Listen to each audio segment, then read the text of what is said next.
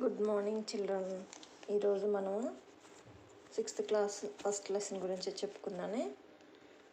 పిల్లలు class first వచ్చిన వాళ్ళని ఏం చేస్తాం, మనం పొగుడుతాం, మెచ్చుకుంటాం, వాళ్ళని అభినందిస్తాం కదా. అలాగే మన దేశాన్ని కాపాడే వాళ్ళని మనం మెచ్చుకుంటాం, పొగుడుతాం, వాళ్ళని నమస్కరిస్తాం. అలాగే మన కడుపు నిండా అన్నం పెట్టే వాళ్ళని కూడా మనం తలుచుకుంటూ వాళ్ళకి నమస్కారం చేసుకుంటాం. అదేవిధంగా ఇప్పుడు మనం చెప్పే పాఠ్యాంశం ఏంటంటే అభినందన. ఏంటది? అభినందన. ఈ అభినందన అనే పాఠ్యాంశాన్ని రాసింది శేషం లక్ష్మీనారాయణాచార్య. ఎవరు? శేషం లక్ష్మీనారాయణాచార్య. ఈ యొక్క పాఠ్య భాగ వివరాలు. ఈ పాఠం గేయ ప్రక్రియకు చెందినది. గేయం అంటే పాడగలిగేది, పాడడానికి అనువుగా ఉండేదని అర్థం.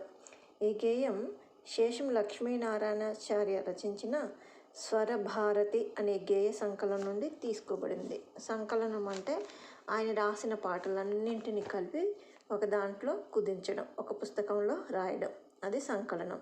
అయితే ఈయన రాసిన స్వరభారతి అనే పాటల సంకలనం నుండి తీసుకోబడిందే అభినందన అనే పాఠ్యాంశము. మరి కవి పరిచయం గురించి తెలుసుకుందానా? ఈయన ఊరు కరీంనగర్ జిల్లాలోనే నగునూర్. ఏ జిల్లా?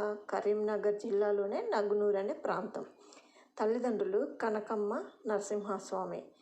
ఈయన రంగారెడ్డి జిల్లాలో తెలుగు భాషోపాధ్యాయునిగా పనిచేశాడు. ఎక్కడ పనిచేశాడు? రంగారెడ్డి జిల్లాలో ఏ ఉపాధ్యాయుడిగా? భాషోపాధ్యాయునిగా పనిచేశాడు. ఈయన అనేక పద్య వచన గేయ కవితలను రచించాడు.